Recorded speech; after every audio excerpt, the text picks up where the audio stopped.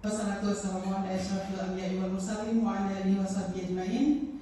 Puji syukur mari sama-sama kita panjatkan kehadirat Allah Subhanahu wa taala yang mana pada hari yang berbahagia ini Allah telah memberikan kita sehat dan kuat sehingga kita sudah dapat bersama-sama hadir dalam ruangan yang sangat sederhana ini.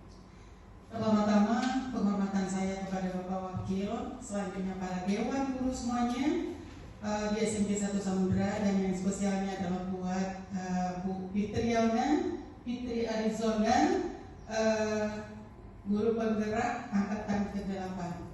Bapak Ibu sekalian, Ibu Fitri Arizona ini adalah salah satu guru penggerak yang ada di SMP Negeri 1 Samudra. Beliau mengikuti tes di angkatan 8. Alhamdulillah, beliau sekarang sudah melaksanakan modul 1.4 penerapan budaya positif di sekolah. Dan masa belajar yang sudah dijalani adalah 2 bulan. Insya Allah beliau akan melangsungkan pembelajarannya selama 4 bulan lagi ke depan, insya Allah. Bapak Ibu sekalian, kita biasa-biasanya memang tidak ada, belum ada ya. Insya Allah di Ibu Fitri Arizona inilah yang pertama sekali guru penggerak kita. Semoga guru-guru yang lain juga terinspirasi dengan apa yang dilakukan oleh Ibu Fitri Arizona. Semangat kita ucapkan kepada Ibu Fitri Arizona. Semoga yang lainnya juga akan mengikuti jejak Ibu Fitri. Kita berikan apresiasi kepada Ibu Fitri.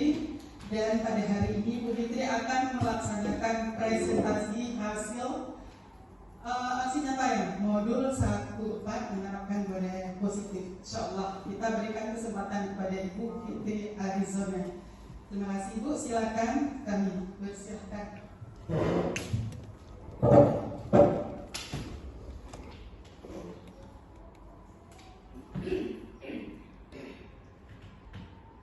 Terima kasih saya ucapkan kepada Ibu Kepala Sekolah. Bismillahirrahmanirrahim. Makan nasi menggunakan sambal belacan, tidak lupa pakai daun katuk. Kepada Bapak Ibu sekalian, saya ucapkan Assalamualaikum warahmatullahi wabarakatuh.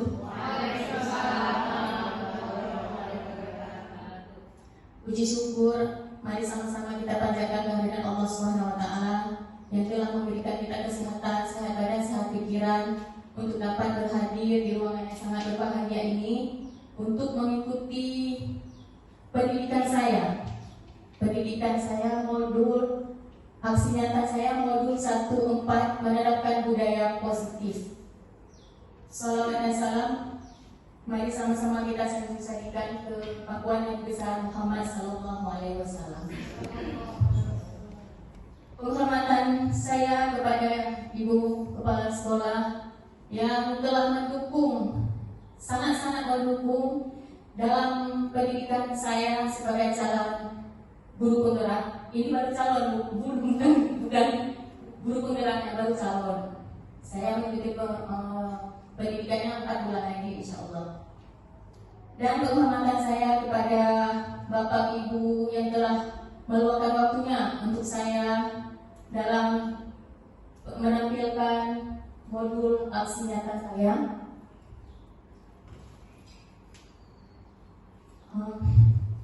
Dan terima kasih saya juga kepada teman-teman saya tercinta yang telah membantu dalam kegiatan apa saja belakangan ini yang menjadi tugas-tugas saya, yang telah membantu saya. Saya ucapkan banyak terima kasih.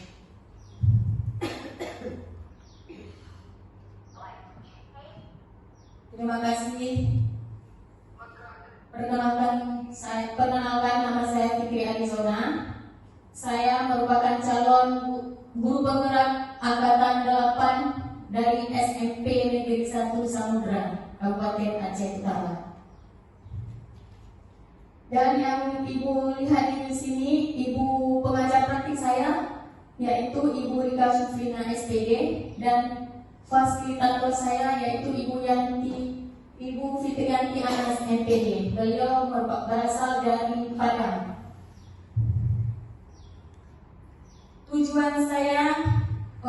Tujuan saya mengadakan sosialisasi ini Salah satunya memang tugas saya selama saya mengikuti pendidikan untuk melakukan aksi nyata budaya positif di sekolah kita masing-masing. Jadi dalam pendidikan itu kami ditugaskan untuk melakukan sosialisasi aksi nyata menerapkan budaya positif. Saya juga ingin berbagi sedikit ilmu yang telah saya dapatkan dari selama 2 bulan ini. Mungkin kalau saya simpan sendiri kayaknya kurang pas. Jadi kalau saya membagikan mungkin lebih bermanfaat untuk teman-teman dan guru sekalian.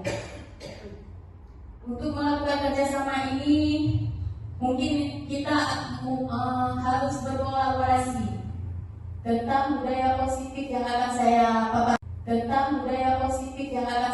paparkan nanti. Untuk nantinya bisa kita berkolaborasi, bekerja sama untuk membangun sekolah kita lebih maju dan bermutu.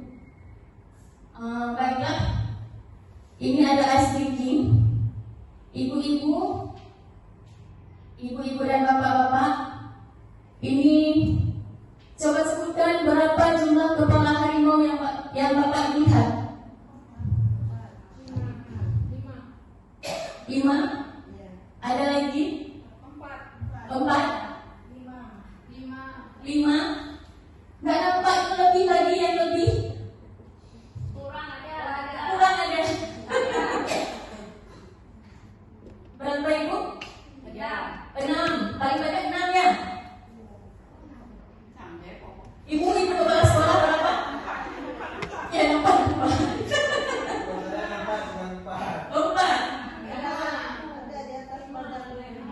Berapa?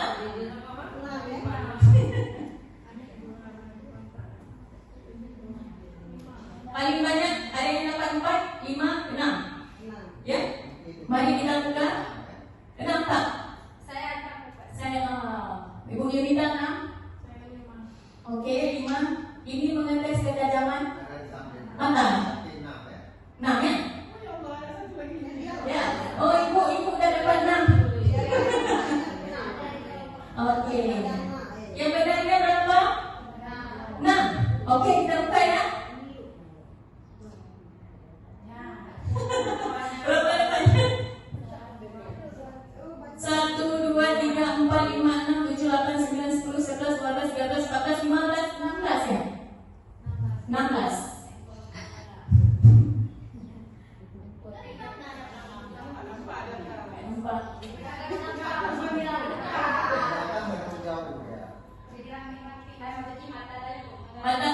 Ketajaman mata kita masih kurang.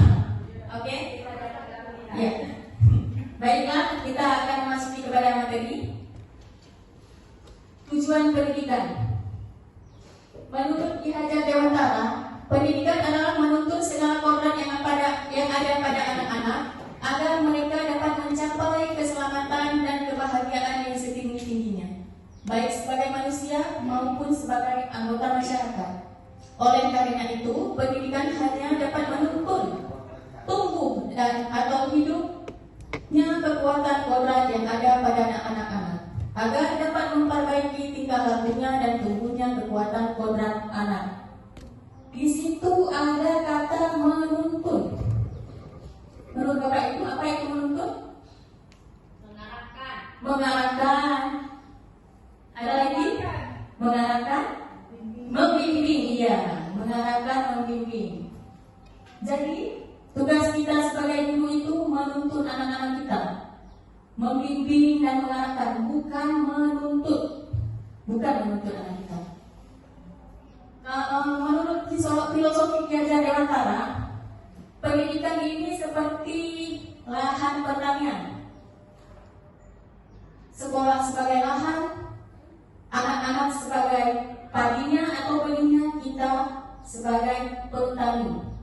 Jadi kita yang akan menjaga, merawat padi itu supaya tumbuh menjadi subur. Kita yang akan merawatnya, menjaganya dan menuntunnya. Agar dapat apa? Agar dapat memperbaiki tingkah lakunya dan tumbuh kekuatan kodrat anak.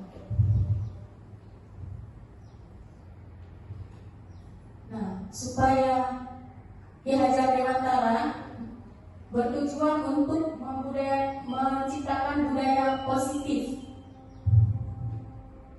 Budaya positif di sekolah yaitu nilai dan kebiasaan di sekolah yang berpihak pada murid agar mereka dapat berkembang menjadi pribadi yang kritis, penuh hormat dan bertanggung jawab sesuai dengan profil pelajar Pancasila. Kira-kira ada budaya positif di sekolah kita? Banyak ya? Contohnya? Waktu datang pertama anak sholat. Ya, salam, menyapa anak-anak, salam, kita berdiri di pagar, kita salam, menyapa anak-anak. Yang lain? Positifnya? Setiap hari ada yasinan. Iya, setiap Jumat ada yasinan dan setiap paginya kita berdoa. Dan sesudah belajar juga kita berdoa. Itu merupakan budaya positif. Kira-kira ada lagi? Ada sedekah Jumat loh. Sedekah Jumat, gotong royong, disiplinnya, sholat duha ya. Itu merupakan kebiasaan positif. Nah, konsep utama budaya positif. Ada 7 konsep utama budaya positif. Yang pertama, perubahan paradigma belajar. Yang kedua, disiplin positif. Yang ketiga, kebutuhan dasar manusia. Keempat, motivasi perilaku manusia. Dan kelima, restitusi posisi kontrol. 6, keyakinan kelas. Dan 7, segitiga restitusi. Ini akan kita bahas mungkin inti-intinya saja, karena dalam pendidikan guru penggerak kemarin kami 2 minggu membahas masalah budaya positif. Jadi kami 2 minggu membahas masalah budaya positif. Jadi saya hanya memaparkan mungkin beberapa penjelasan saja. Yang pertama, perubahan paradigma belajar. Dalam membangun budaya positif, sekolah dapat menyediakan lingkungan yang positif, aman, dan nyaman agar siswa mampu berpikir, bertindak, dan mencipta dengan merdeka, mandiri, dan bertanggung jawab. Di sekolah, kita menciptakan budaya positif dengan supaya anak kita aman dalam bersekolah, nyaman dia. Menciptakan lingkungan yang nyaman. Supaya apa? Supaya mereka dapat berpikir, bertindak, dan mencipta dengan merdeka dan bertanggung jawab. Kalau suasananya aman, nyaman, tertib, kayaknya mereka akan nyaman dalam belajar dan menjadi siswa yang berprestasi. Disiplin sangat berkaitan dengan kontrol guru terhadap siswa. Jadi disiplin anak-anak rata-rata kalau disiplinnya belum, tapi kalau kita tidak mengontrol, tidak akan maksimal. Disiplin itu memang harus dikontrol dari kita sendiri, kita dulu harus mengontrol disiplin anak. Disiplin positif, apa makna disiplin? Patuh pada peraturan. Ada lagi? Tepat waktu. Boleh Tifa? Melaksanakan sesuatu sesuai dengan data yang berlaku. Ya, boleh. Di sini kita lihat disiplin positif. Disiplin berasal dari bahasa Latin yang artinya belajar. Kalau dari bahasa Latinnya, disiplin membuat orang menggali potensinya menuju sebuah tujuan apa yang dia hargai. Namun dalam budaya kita, makna disiplin telah berubah menjadi sesuatu yang dilakukan seseorang pada orang lain untuk mendapatkan kepatuhan. Kecenderungan umum adalah menghubungkan kata disiplin dengan ketidaknyamanan, bukan dengan apa yang kita hargai atau pencapaian suatu tujuan mulia. Kayaknya disiplin dengan ketidaknyamanan. Kamu ya, kalau kita pergi tempat waktu kayaknya nyaman dulu. Disiplin kayaknya kalau tertib di bank, nggak nyaman kita. Kecenderungan umum menghubungkan kata disiplin dengan ketidaknyamanan, seolah-olah disiplin itu tidak nyaman. Nah, disiplin adalah kemampuan memerintahkan diri sendiri dalam mengontrol dan menguasai diri untuk memilih tindakan yang mengacu pada nilai-nilai yang kita hargai dengan penuh tanggung jawab tanpa terperintah orang lain. Nilai-nilai yang kita hargai adalah nilai kebajikan, sifat positif manusia yang merupakan tujuan mulia yang ingin dicapai setiap individu, yaitu nilai dalam profil pelajar profil Pancasila.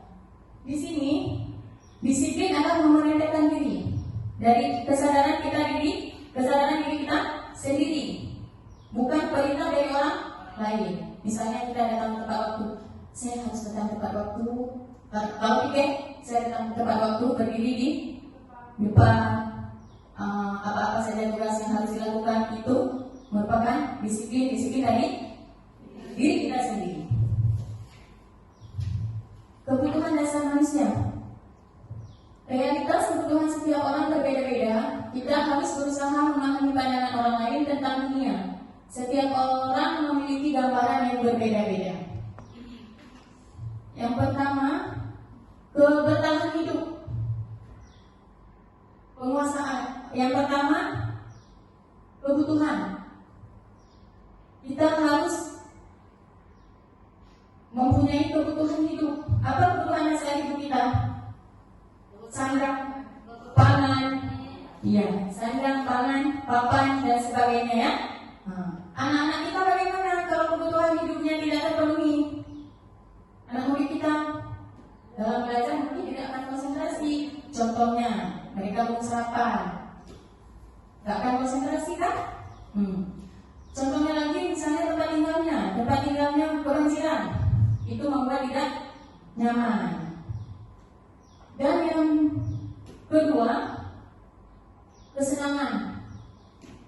Anak-anak perlu kesenangan. Kita sebagai guru harus bisa menyenangkan mereka, menyenangkan hati mereka.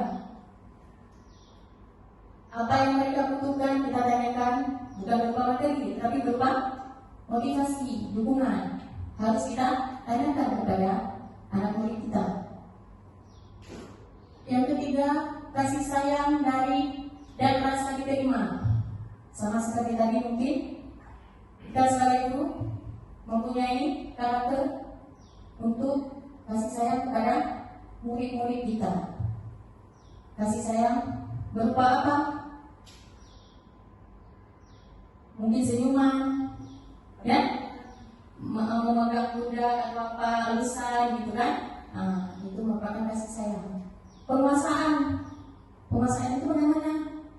Penguasaan mungkin anak-anak kita ingin menjadi pemimpin. Penguasaan ingin jadi pemimpin yang mungkin bisa memimpin dalam kelompok, pemimpin dalam kelas. Itu merupakan penguasaan. Next, motivasi perilaku manusia. Motivasi merupakan dorongan yang timbul pada diri seseorang secara sadar atau tidak sadar untuk melakukan sesuatu tindakan dengan tujuan tertentu. Satu, menghindari ketidaknyamanan dan hukuman. Murid melakukan disiplin diri karena takut dihukum. Inilah tingkat terendah dari motivasi perilaku manusia. Murid melakukan disiplin diri karena takut dihukum. Takut dia kalau kita hukum. Kalau melanggar peraturan, takut ya. Ini merupakan menghindari ketidaknyamanan dan hukuman. Ini merupakan tingkat terendah. Dan yang kedua, untuk mendapatkan imbalan atau penghargaan dari orang lain, supaya mendapatkan penghargaan, murid melakukan disiplin diri karena ia menginginkan imbalan. Motivasi ini satu tingkat di atas motivasi yang pertama. Kalau yang pertama tadi apa? Takut dihukum ya. Itu merupakan motivasi yang terendah. Dan yang kedua, untuk mendapatkan imbalan di atas motivasinya tadi, untuk mendapatkan penghargaan dari orang lain. Dan yang ketiga, untuk menjadi orang yang mereka inginkan dan menghargai diri sendiri dengan nilai-nilai yang mereka percaya. Murid melakukan disiplin diri karena sadar akan nilai kebajikan. Ini adalah motivasi yang akan membuat seseorang memiliki disiplin positif. Ini kesadaran diri sendiri ya. Ini merupakan tingkat yang paling tinggi. 5 posisi kontrol restitusi. Yang pertama, penghukum. Kedua, pembuat merasa bersalah. Ketiga, teman. keempat pemantau, kelima manajer. Nah, kalau ada anak-anak yang berbuat salah, coba kita selidiki, kita berada di posisi yang mana? Kita berada di posisi yang mana? Yang pertama, penghukum. Penghukum itu gurunya berkata begini, kamu selalu saja terlambat, selalu, pasti selalu terakhir datang. Itu merupakan ya di posisi kontrol sebagai penghukum. Dan yang kedua, pembuat merasa bersalah. Kamu bagaimana ya? Kamu sudah janji dengan ibu tidak akan datang terlambat lagi. Kamu kenapa ya senang sekali mengecewakan ibu? Ibu benar-benar kecewa sekali sama kamu. Ini kasusnya kasus siswa datang terlambat. Nah, yang kedua itu membuat merasa bersalah. Kita membuat anak-anak itu merasa bersalah. Jadi kata apa? Kata seperti tadi, kamu bagaimana ya? Kamu sudah janji dengan ibu tidak akan datang terlambat lagi. Kamu kenapa ya senang sekali mengecewakan ibu? Ibu benar-benar kecewa sekali. Nah, itu merupakan pembuat merasa bersalah. Dan yang ketiga, sebagai teman, kita sebagai guru, ketika anak-anak melakukan kesalahan, kita itu sebagai teman. Kalimatnya bagaimana salah satunya? Ya sudah, kali ini tidak apa-apa, sana duduk. Nah, kalau mereka berbuat bersalah, itu posisi kita sebagai teman. Dan yang keempat, memantau. Tanyakan pada mereka, peraturannya apa yang telah kamu lakukan, sanksi atau konsekuensinya apa. Kata-kata, salah satu kata-kata untuk kita untuk sebagai pemantau. Dan yang kelima, manajer. Saya rasa manajer ini yang paling favorit, yang paling diinginkan. Manajer, apakah kamu mengetahui kesalahanmu? Apakah kamu mengetahui kesalahanmu? Nah, kalau dia datang terlambat, bagaimana kamu akan memperbaiki masalah ini? Kita tanyakan kalau dia terlambat, bagaimana untuk solusinya supaya memperbaiki masalah ini, masalah supaya dia tidak terlambat lagi. Dan masuk kita ke keyakinan kelas. Keyakinan kelas adalah nilai-nilai kebajikan atau prinsip-prinsip universal yang disepakati bersama secara universal, lepas dari perbedaan agama, suku, negara, dan bahasa. Menurut Gosden, suatu keyakinan akan lebih memotivasi seseorang diri dalam intrinsik, seseorang akan lebih bersemangat untuk menjalankan keyakinannya daripada hanya sekedar mengikuti peraturan. Kemarin saya ada buat keyakinan kelas. Terima kasih banyak Ibu Nazaria yang telah memberikan kelasnya kepada saya untuk saya membuat keyakinan kelas dengan anak-anak 91. Ya, kemarin saya buat keyakinan kelasnya ada beberapa poin yang kami sepakati, keyakinan kelas atau kesepakatan kelas yang kami buat di kelas 91 kemarin. Lanjut pembentukan keyakinan kelas. Keyakinan kelas bersifat lebih abstrak daripada peraturan yang lebih rinci dan konkret. Keyakinan kelas berupa pernyataan universal. Pernyataan keyakinan kelas dibuat dalam bentuk positif.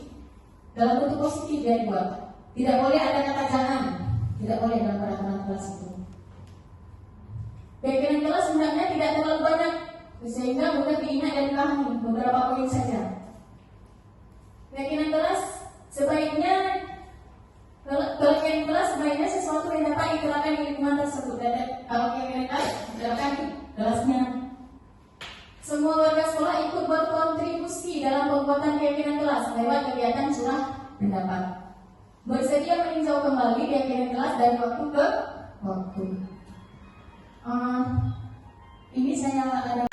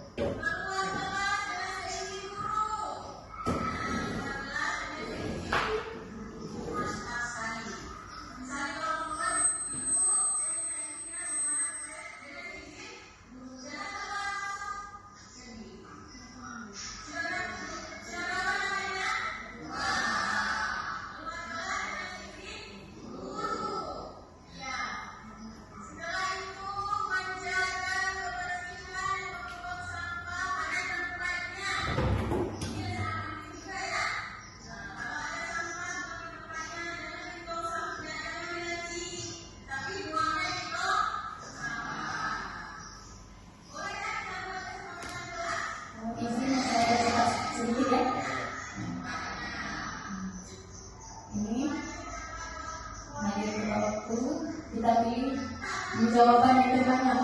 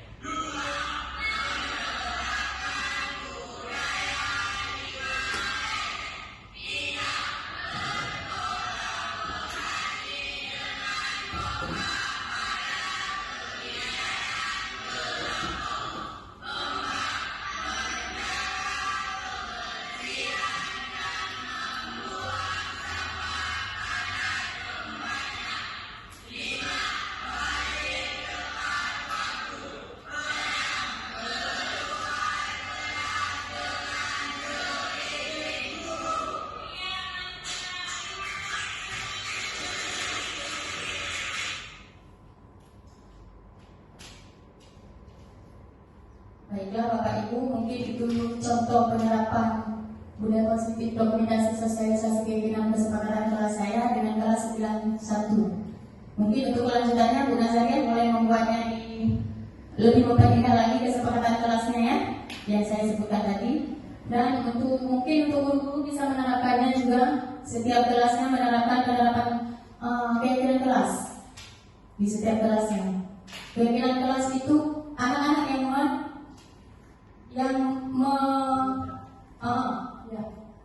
anak-anak yang merasakan apa yang disebutkan keyakinan kelas. Beda dengan peraturan kelas. Kalau peraturan kelas kita guru yang membuat aturannya. Memang setiap tahun kami ada buat kan? Iya. Masing-masing ada peraturan dalam kelas. Iya. Hampir sama.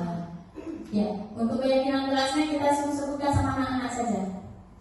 Jadi keyakinan mereka yakin karena sudah mereka yang menerapkan, mereka yang menyebutkan. Jadi lebih yakin.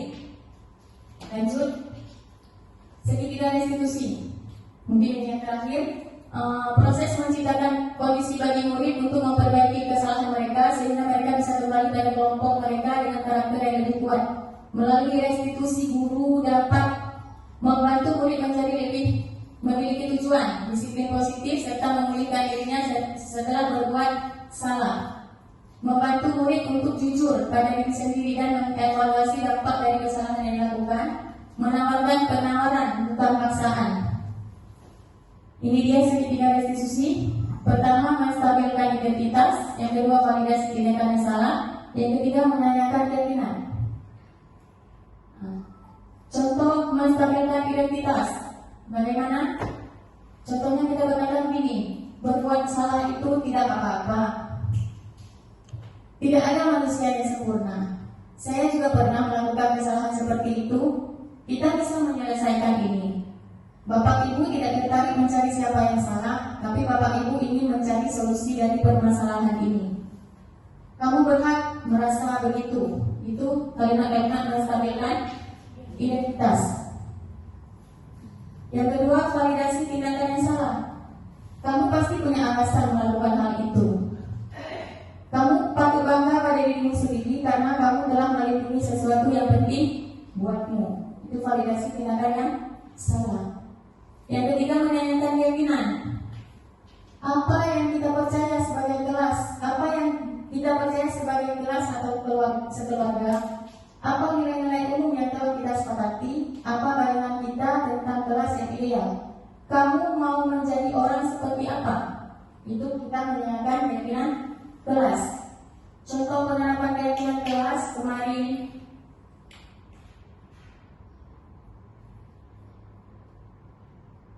saya ada membuat video bersama anak-anak yang membuat kesalahan. Alfa ini membuang sampah tidak pada tempatnya.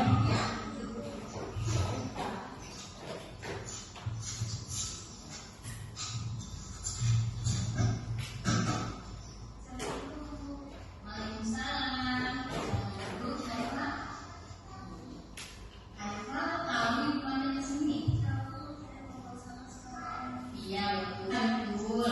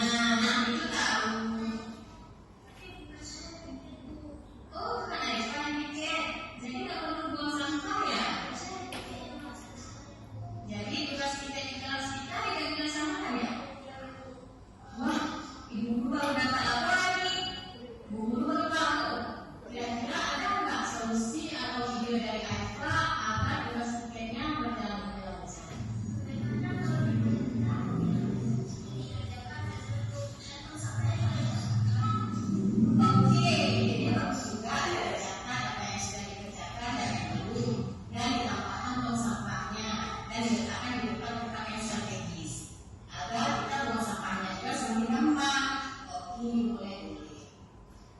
Itu ide yang sangat bagus sekali. Nanti saya diskusikan ya Bu dengan teman-teman. Silakan diskusikan bersama teman-teman. Nanti kalau sudah ada hasilnya, nanti saya beritahu Ibu. Janji ya, tidak akan membuang sampah sembarangan lagi. Oke, sekarang Aisyah mulai ke perpustakaan ya. Itu merupakan kasus yang pertama. Contoh kasus yang pertama, Aifa membuang sampah sembarangan. Jadi saya panggil ke kantor, menerangkan seperti tadi yang saya bilang, menstabilkan identitas. Ada kalimat-kalimat seperti itu ya, menstabilkan identitas. Yang apalagi?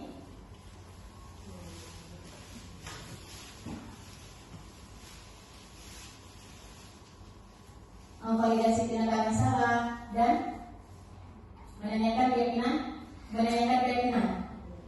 Dan mohon izin saya pilih lagi untuk kasus yang kedua. Farah adalah siswa kelas 7 SMP Negeri 1 Samudra. Saat Bu Fitri masuk ke kelas, ia terlihat sedang sibuk mengerjakan sesuatu. Lalu Bu Fitri menghampirinya, ternyata dia belum mengerjakan PR matematika yang seharusnya akan dinilai sebentar lagi.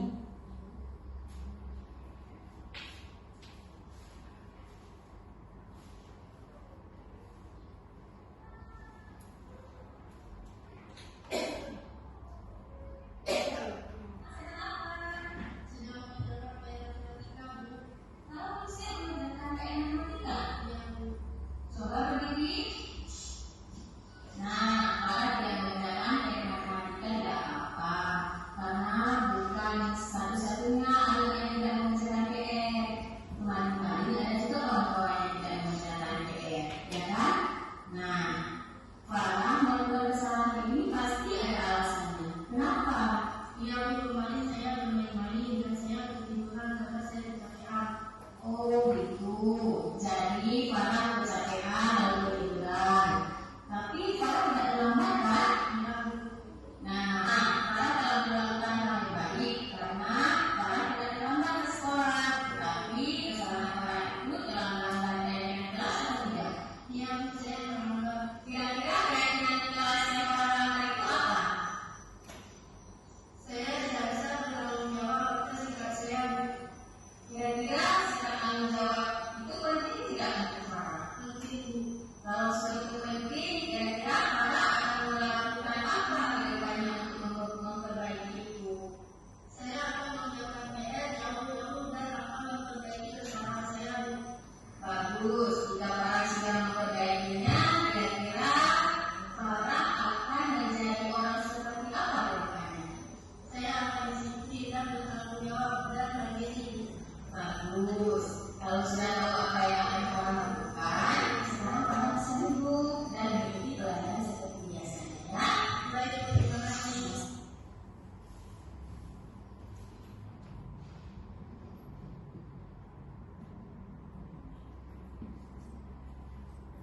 Assalamualaikum warahmatullahi wabarakatuh. Perkenalkan, nama saya Tifara Najwa. Saya berasal dari Negeri 1 Samudra. Saya kelas 7.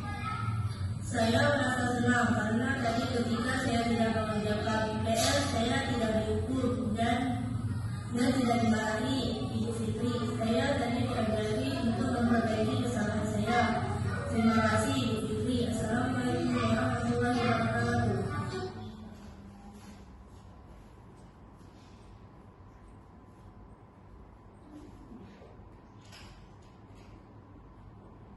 Lagi keyakinan kelas dari waktu ke waktu.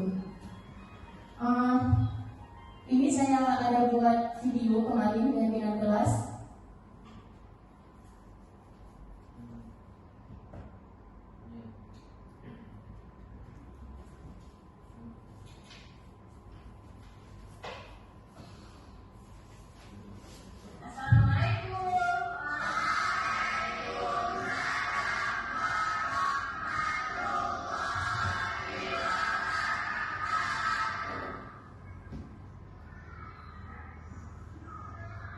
Ya.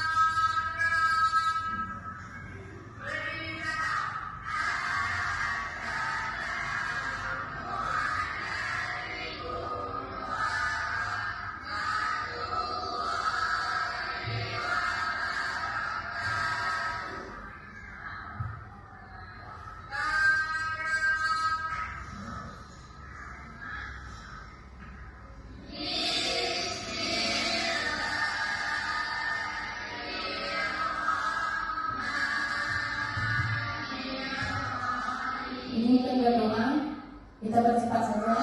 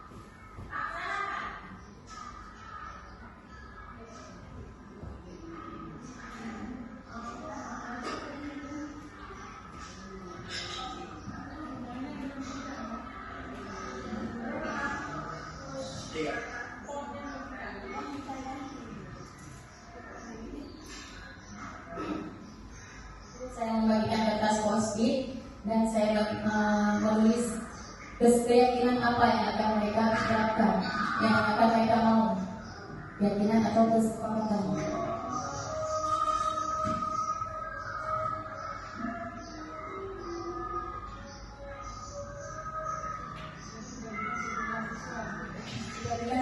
Mungkin nanti ibu-ibu yang lainnya bisa membuat seperti itu ya.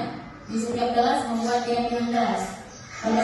Kalau saya tadi menulis kesepakatan, kita akan menuliskan keyakinan kelas. Keyakinan kelas.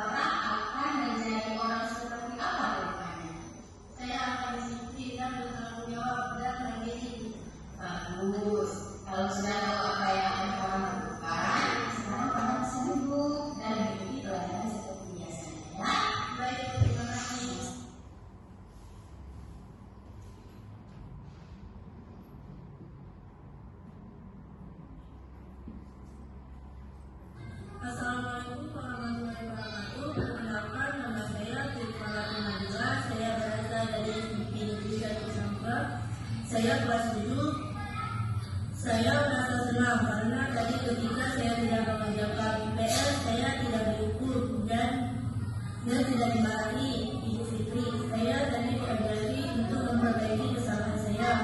Terima kasih Idul Fitri. Assalamualaikum warahmatullahi wabarakatuh.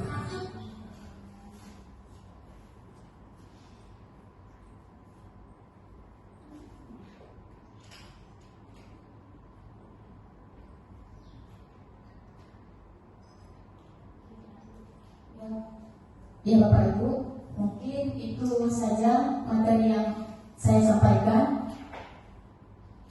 Mungkin ada pertanyaan atau tanggapan dari Bapak Ibu?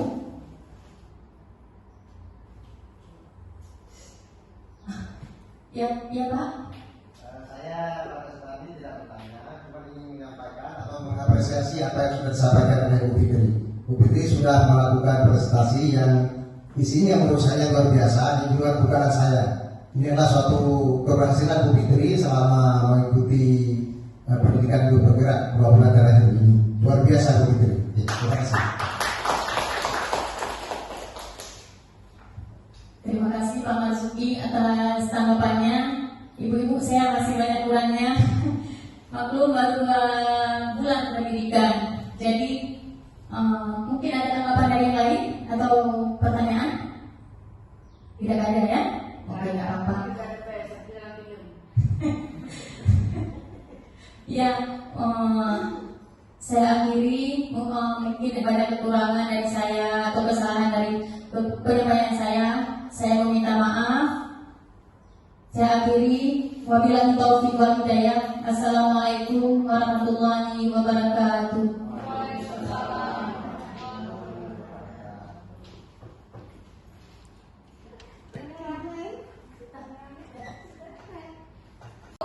Ini salam dari guru penggerak, tergerak, bergerak, dan menggerakkan.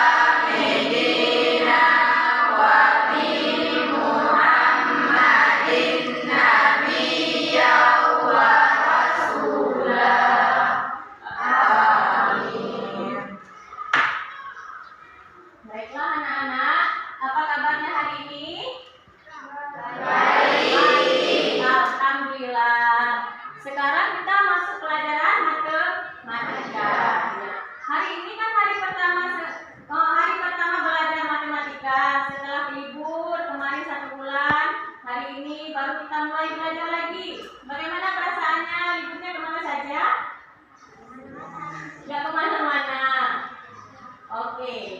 Ibu akan membuat kesepakatan kelas. Kesepakatan kelas ini untuk kita sepakati selama 1 semester ke depan.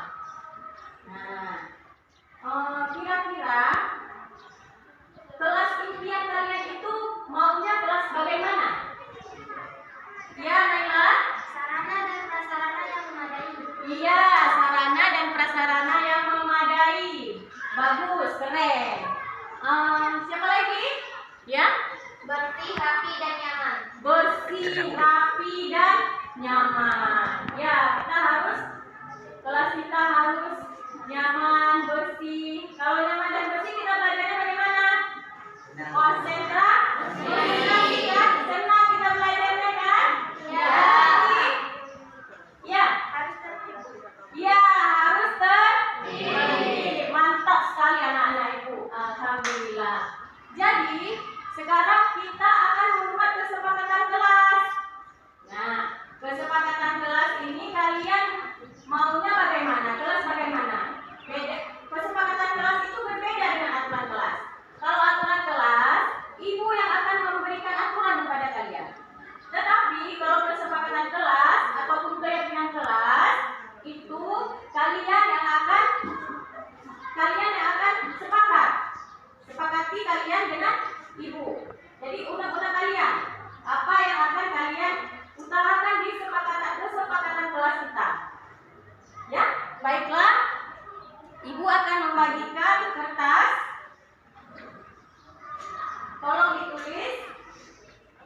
Kira-kira kesepakatan kelas yang bagaimana yang akan kita laksanakan.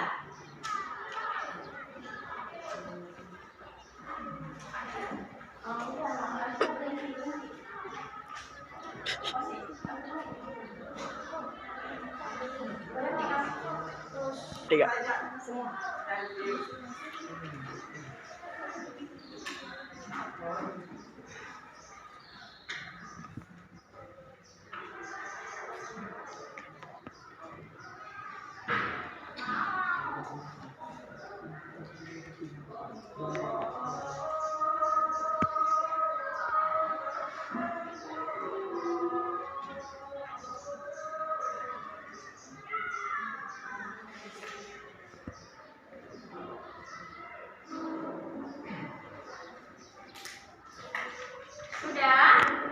Sudah dituliskan? Sudah? Terima kasih anak-anak ibu sudah menuliskan kesepakatan kelas kita. Sekarang akan ibu bacakan ya. Kira-kira apa ya jawabannya? Ada yang menulis berkolaborasi dengan kompak. Bagus. Jadi kalian berkolaborasi, kalau ada kelompok berkolaborasinya dengan kompak ketika membuat kelompok ataupun individu. Waktu piket juga bisa berkolaborasi dengan kompak. Siapa yang piket hari ini kompak semua? Ya kan? Boleh berkolaborasi. Yang pertama kita dapat jawabannya apa? Berkolaborasi dengan kompak. Iya. Apalagi yang jawabannya? Keluar kelas dengan seizin guru. Nah, keluar kelas dengan seizin guru. Mantap sekali. Misalnya kalau mau keluar, ibu, saya minta izin ya, mau kemana, ke toilet, dengan seizin guru. Jangan keluar masuk sendiri. Sudah berapa dapatnya? 2. Keluar kelas dengan seizin guru. Iya.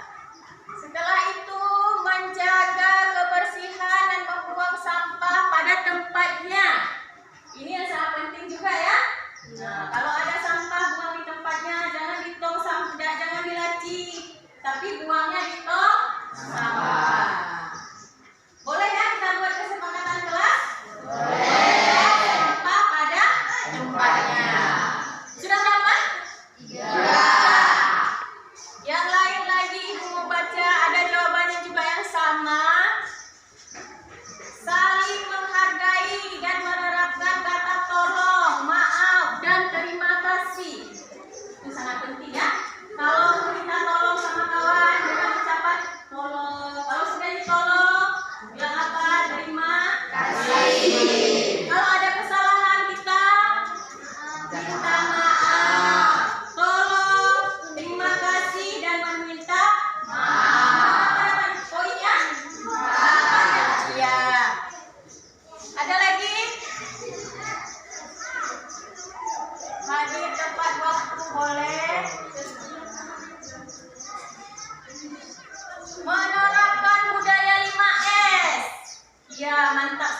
Apa itu budaya 5S? Apa itu S? 5S?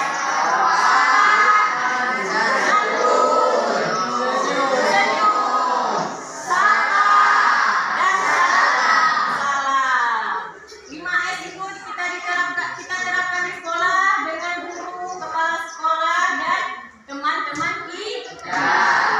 Jadi alhamdulillah kita sudah mendapatkan 5 poin kesepakatan kelas. Nah, sekarang kita akan menuliskannya di karton. Nah, kita akan menulisnya di karton. 5 kesepakatan kelas 9-1. Ya.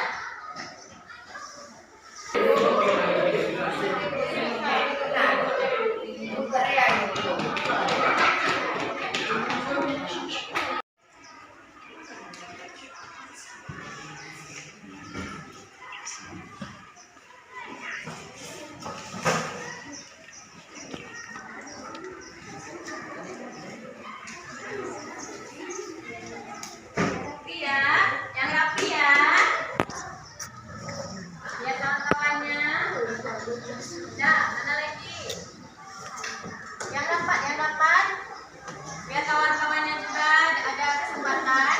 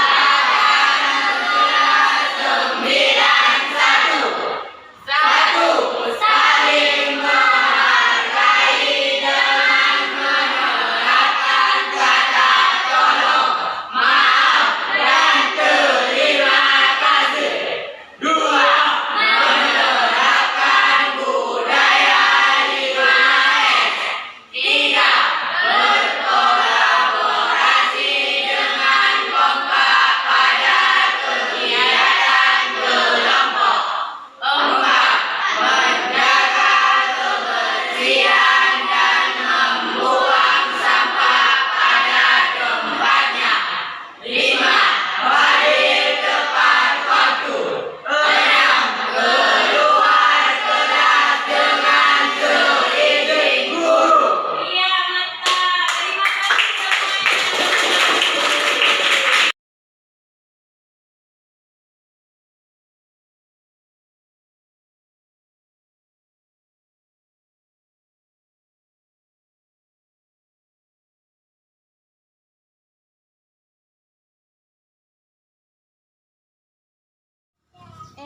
Ada yang buang sampah sembarangan nih. Maaf Bu. Sekarang diambil sampahnya, dibuang ke tong sampah.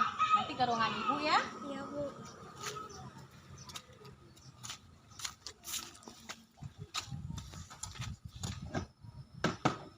Assalamualaikum Bu. Waalaikumsalam. Silakan duduk, Aifa. Aifa, tahu ibu panggil ke sini? Tahu Bu, saya mau buang sampah sembarangan. Iya, betul. Dan ketahuan sama bu guru. Menurut Aifa, yang Aifa lakukan itu baik atau tidak? Tidak Bu. Nah, itu tahu. Dan itu tidak sesuai dengan keyakinan kelas kita. Aifa masih ingat apa keyakinan kelas kita? Boleh melakukan apapun asal tidak merugikan orang lain, diri sendiri dan lingkungan. Boleh melakukan apa saja bebas, asal tidak merugikan orang lain, diri sendiri, dan lingkungan. Yang Aifa lakukan itu tadi membuang sampah sembarangan jelas sudah merugikan. Kalau ibu guru boleh tahu apa sih alasan Aifa? Kenapa Aifa tadi membuang sampah sembarangan? Tadi saya buru-buru mau ke perpustakaan Bu, dan tong sampahnya penuh. Masuk akal ya alasannya, buru-buru masuk ke perpustakaan. Mungkin buru-buru masuk ke perpustakaan, jam istirahatnya Aifa beli jajan ke kantinnya cepat-cepat. Lain kali santai aja beli jajannya. Kalau tempat sampahnya penuh, diapakan? Dibuang Bu sampahnya. Nah, itu tahu. Tapi bukan saya yang bikin Bu. Oh, bukan Aifa yang piket. Jadi nggak perlu buang sampah ya? Saya yang bikin yang melaksanakannya Bu. Jadi tugas piket di kelas kita tidak dilaksanakan ya? Iya Bu. Wah, Ibu guru baru dapat laporan nih. Bu guru baru tahu. Kira-kira ada nggak solusi atau ide dari Aifa agar tugas piketnya berjalan dengan lancar? Bagaimana kalau dibaca tahu yang itu dikerjakan dan belum dan tong sampahnya juga ditambahkan? Oke, idenya bagus juga. Dicatat apa yang sudah dikerjakan dan yang belum, dan ditambahkan tong sampahnya dan diletakkan di tempat-tempat yang strategis agar kita buang sampahnya juga semakin gampang. Oke, boleh. Itu ide yang sangat bagus sekali. Nanti saya diskusikan ya Bu dengan teman-teman. Silahkan diskusikan bersama teman-teman. Nanti kalau sudah ada hasilnya, nanti Aifa beritahu Ibu. Janji ya, tidak akan membuang sampah sembarangan lagi. Janji Bu. Oke, sekarang Aifa boleh ke perpustakaan lagi ya. Ya Bu, terima kasih ya Bu. Sama-sama. Assalamualaikum. Waalaikumsalam. Sedang apa? Sedang mengerjakan PR matematika, Bu. Farah belum siap mengerjakan PR matematika. Iya, Bu. Coba berdiri. Nah, Farah tidak mengerjakan PR matematika tidak apa-apa, karena bukan satu-satunya anak yang tidak mengerjakan PR. Kemarin ada juga kawan-kawan yang tidak mengerjakan PR, ya kan? Nah, Farah melakukan kesalahan ini pasti ada alasannya. Kenapa? Iya, Bu. Kemarin saya bermain-main dan saya ketiduran karena saya kecapean. Oh gitu, jadi Farah kecapean lalu ketiduran. Tapi Farah tidak terlambat kan? Enggak, Bu. Nah, Farah telah melakukan hal yang baik karena Farah tidak terlambat ke sekolah. Tetapi kesalahan Farah itu telah melanggar keyakinan kelas atau tidak? Iya, Bu. Saya melanggar. Kira-kira keyakinan kelas yang Farah langgar itu apa? Saya tidak bisa bertanggung jawab atas sikap saya, Bu. Kira-kira sikap tanggung jawab itu penting tidak untuk Farah? Penting, Bu. Kalau sudah itu penting, kira-kira Farah akan melakukan apa ke depannya untuk memperbaiki itu? Saya akan mengerjakan PR jauh-jauh dan akan memperbaiki kesalahan saya, Bu. Bagus, jika Farah sudah memperbaikinya, kira-kira Farah akan menjadi orang seperti apa ke depannya? Saya akan disiplin dan bertanggung jawab dan mandiri, Bu. Bagus, kalau sudah tahu apa yang akan Farah lakukan, sekarang Farah bisa duduk dan mengikuti pelajaran seperti biasanya ya. Baik, Bu. Terima kasih.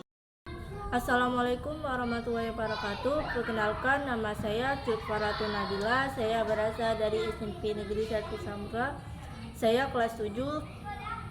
Saya merasa senang karena tadi ketika saya tidak mengerjakan PR, saya tidak dihukum dan tidak dimarahi Ibu Fitri. Saya tadi diajari untuk memperbaiki kesalahan saya.